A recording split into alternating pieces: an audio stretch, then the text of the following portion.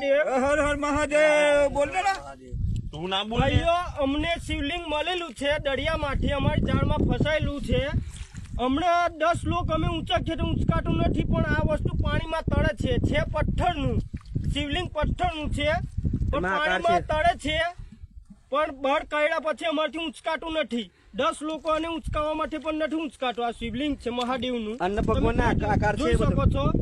ભગવાનનો અંદર આકાર છે, બધી મૂર્તિઓ છે, બધું વસ્તુ છે. અહીંયા અંદર શેષનાગ આવેલો છે. અંદર શિવલિંગમાં અમે મચ્છી મારવા આવેલા, ત્યાંથી અમને મળેલું છે શિવલિંગ.